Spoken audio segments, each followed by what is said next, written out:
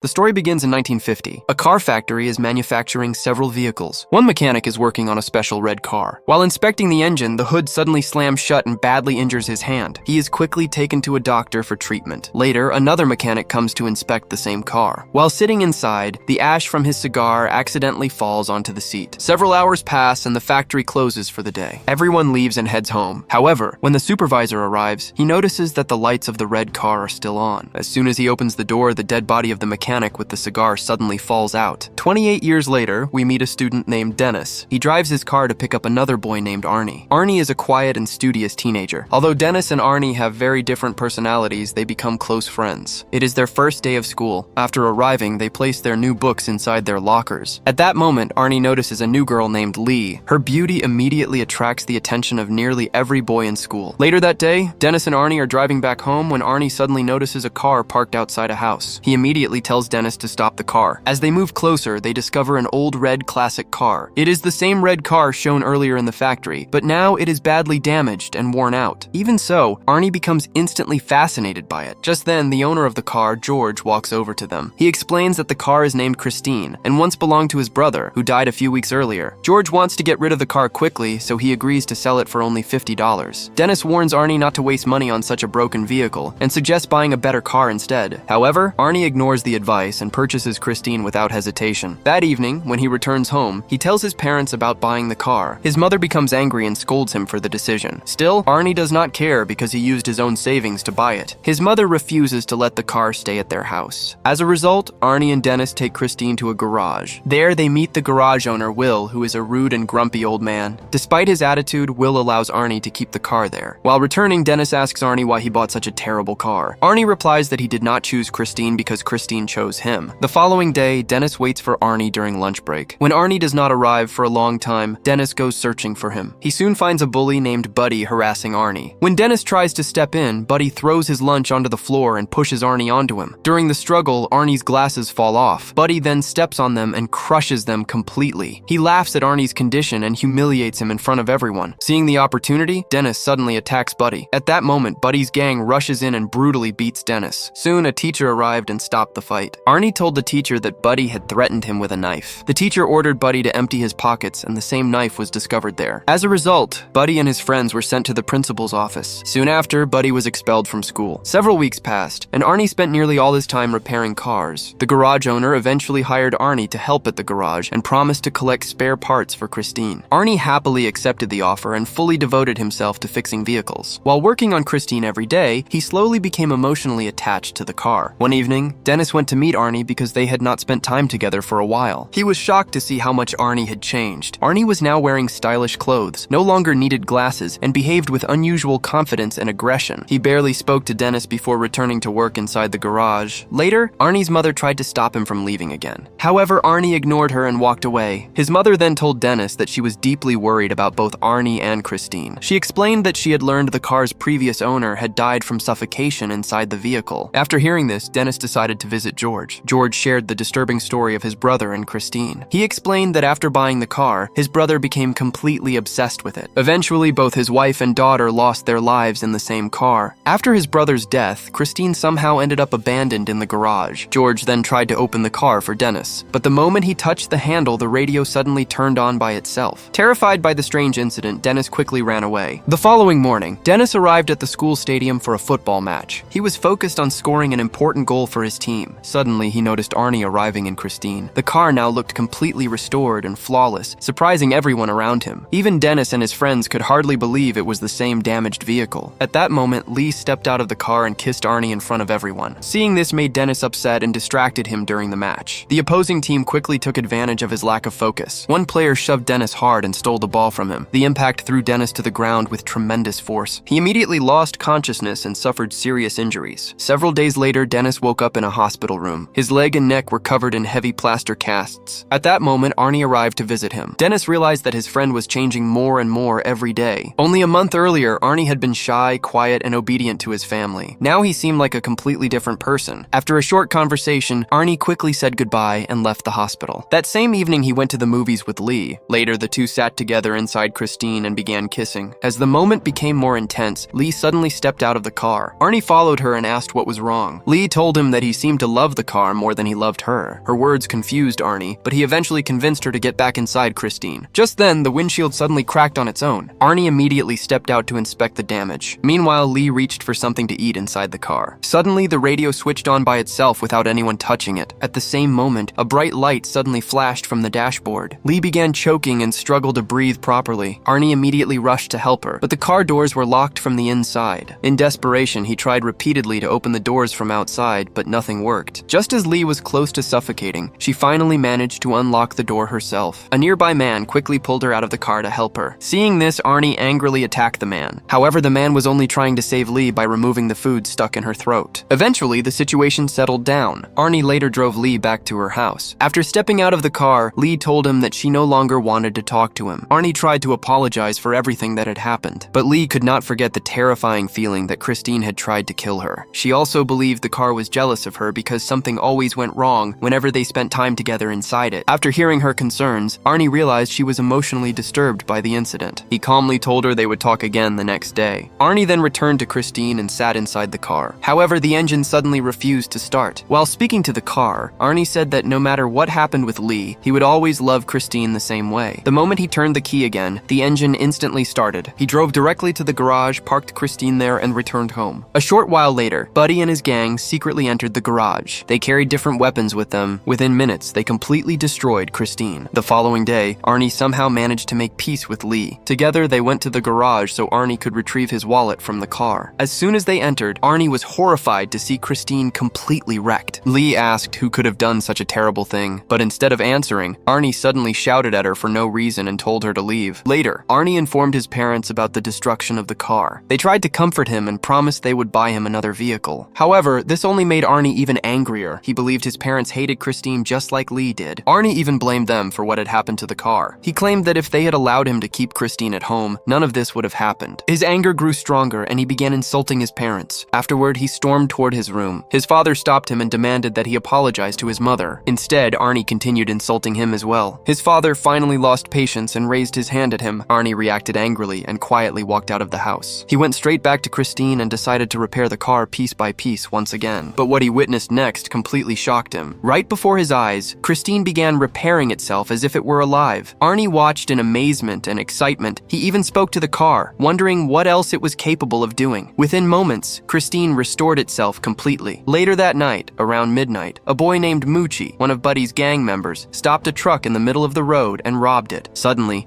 he heard the sound of a car engine approaching from a distance. Curious, he stepped forward to look more closely. The moment he recognized the vehicle, fear took over him. It was Christine. The car slowly stopped right in front of him, looking completely new and undamaged. Moochie assumed that Arie was inside the car. He realized that Arie must have discovered that he and Buddy were responsible for destroying Christine. Terrified, Moochie began apologizing and begged for forgiveness. The car then accelerated straight toward him at high speed. Moochie panicked and ran for his life. He quickly hid inside a narrow alley beside the road. For a moment, he believed the car had stopped chasing him. But seconds later, Christine returned and continued hunting him down. Moochie ran into an abandoned warehouse to escape. However, Christine crashed through the entrance without slowing down. Eventually, Moochie became trapped with no possible escape route. In fear, he pulled out a knife and tried to threaten the car. But Christine charged directly at him and brutally killed him. The following morning, Arie visited Dennis and informed him about Moochie's death. Dennis was shocked after hearing the news. He could not understand how Christine had survived after being completely destroyed. The car had been badly damaged, yet somehow it had restored itself. Arie gave no explanation and quietly left. Soon afterward, Detective Jenkins arrived to question Dennis. The detective explained that he was investigating the attack on Christine along with Moochie's murder case. Dennis claimed that he knew nothing about Moochie's death. However, he admitted that he was strangely satisfied to hear the news. Hearing this response made Detective Jenkins suspicious. He then revealed that Lee had stated the wrecked car somehow repaired itself overnight. After hearing this, Arie silently walked away. Later, he called Lee and asked to meet her, but she refused to see him, which made Arie even angrier. Meanwhile, Buddy and his friend Don were driving around while drunk. During the drive, they noticed another car following them closely. Buddy stopped his car to check who was behind them. However, the bright headlights prevented him from seeing the driver clearly. He then reversed his vehicle and the mysterious car also began reversing. Moments later, they realized the car chasing them was Christine. Filled with anger, Buddy sped away and stopped at a gas station where his friend Richie worked. He stepped out of the car, grabbed a metal rod, and prepared to confront the driver. Buddy was determined to teach the person inside Christine a lesson. But before he could react, Christine suddenly charged forward at full speed speed and slammed into Buddy's car. The collision caused major damage to the vehicle. Buddy believed Arie was driving the car and shouted at him to come out. Instead, Christine rammed into the car again with even greater force. The impact pushed Buddy's vehicle directly into the workshop area. At the same time, gasoline began leaking from Buddy's car. Seconds later, the fuel caught fire. A massive explosion tore through the entire garage within moments. Richie was also trapped in the flames and burned to death. Seeing the chaos, Buddy desperately tried to escape. However, Christine, now completely engulfed in flames, continued chasing him. Eventually, the burning car caught Buddy and crushed him as well. His body was completely destroyed in the attack. Sometime later, Will heard the sound of a car entering the garage. When he looked outside, he saw Christine surrounded by smoke and fire damage. Will was shocked because Arie had gone elsewhere to repair another vehicle. Will grabbed his gun and walked toward Christine to see who was inside the car. He tried opening the door, but the surface was extremely hot. Using a cloth to protect his hand, he finally managed to pull the door open. To his shock, the car was completely empty. Confused, Will slowly climbed inside Christine himself. However, this decision would cost him his life because Christine was not willing to leave any witnesses alive. Suddenly, the doors locked from the inside. Christine then violently slammed Will's head against the dashboard and killed him. The following morning, Arie arrived at the garage and noticed several police cars outside. There, he met Detective Jenkins and learned that Will's dead body had been discovered inside the garage. Arie claimed that he did not know how the incident happened. Still, deep down, he believed Christine was responsible because the car was once again standing perfectly repaired and shining brightly. After Dennis returned home from the hospital, Lee called him and asked to meet. During their conversation, Lee admitted that she believed Christine had completely taken control of Arie. She explained that Arie was behaving irrationally because of his unhealthy obsession with the car. Dennis agreed that Arie would never normally commit such terrible acts on his own. However, if Christine truly had control over him, then the car needed to be destroyed immediately. Later that night, Lee returned home. A short time afterward, Arie suddenly arrived in Christine. He invited Dennis to go for a drive with him. Dennis got into the car, but he quickly noticed that Arie was acting strangely once again. Without warning, Arie began driving at an extremely dangerous speed. He then removed both hands from the steering wheel entirely. Seeing this terrified Dennis, who shouted that Christine was completely out of control. Arie calmly replied that nothing could ever come between him and Christine. He claimed he trusted the car completely. To prove his point, Arie suddenly swerved into the opposite lane at full speed. The car narrowly avoided crashing into an oncoming vehicle. Dennis realized that his friend was slowly losing his sanity. The next day, Dennis scratched a message onto Christine's hood, asking Arie to meet him at the garage that evening. That night, Dennis and Lee waited for him inside the workshop. When Arie failed to appear, they climbed into a bulldozer parked nearby and brought it inside the garage. They planned for Lee to stay inside the office and shut the gate the moment Arie arrived. At the same time, Dennis intended to destroy Christine using the bulldozer. Lee entered the office exactly as planned. However, neither of them realized that Christine was secretly hidden among the piles of junk inside the garage. Suddenly, the car's headlights switched on in the darkness. Christine then accelerated forward and attempted to crush Lee. Lee barely managed to save herself by grabbing onto a tire hanging from above, but Christine did not stop and prepared to attack her once again. Dennis quickly drove the excavator in front of Christine to protect Lee from being harmed. Christine then moved to the other side of the workshop, while Dennis drove the excavator in the opposite direction. Soon, the two vehicles faced each other directly. At that moment, it became clear that Christine was no longer acting alone because Arie was now helping the car willingly. He had completely fallen under Christine's control. Suddenly, Christine's headlights turned on brightly. Within seconds, the damaged car began repairing itself once again. At the same time, the excavator suddenly stopped working. Dennis immediately tried to restart the machine. Meanwhile, Christine accelerated toward the office, determined to kill Lee. The car smashed through everything in its path as it rushed toward her. However, the violent impact suddenly threw Arie through the windshield and onto the ground. Lee quickly ran toward him to check if he was alive, but Arie suddenly sat up and frightened her. Unfortunately, a large shard of windshield glass had pierced his body. In his final moments, Arie tried reaching out toward Christine. However, he soon died from his injuries right in front of the car he loved so deeply. Lee immediately tried to escape from the garage. Still seeking revenge, Christine shifted into reverse and attempted to crush her again. Lee narrowly escaped in time. Christine then crashed into a large pillar and became stuck. At that moment, Dennis finally managed to restart the excavator. He seized the opportunity and drove directly toward Christine. Dennis slammed the excavator into the car with tremendous force. Even after the attack, Christine still tried desperately to escape. The car once again turned toward Lee in another attempt to kill her. Before it could reach her, Dennis crushed Christine from behind using the excavator's claw. This heavy attack weakened the possessed car significantly. Lee quickly climbed into the excavator and pulled Dennis to safety. As they moved closer again, they noticed Christine was still trying to repair itself. Determined to end the nightmare forever, Dennis restarted the bulldozer and repeatedly crushed Christine. Even in its destroyed state, the car continued struggling to move. roof. But this time, Christine was finally completely destroyed. The deadly battle finally came to an end. The following day, Dennis and Lee met Detective Jenkins at a junkyard. There, they saw Christine reduced to nothing more than a pile of scrap metal. Eventually, all three of them left the junkyard behind. However, moments later, a small piece of Christine suddenly began moving on its own. This revealed that the evil car might still be alive. What is your dream car? Let us know in the comments. See you in the next video.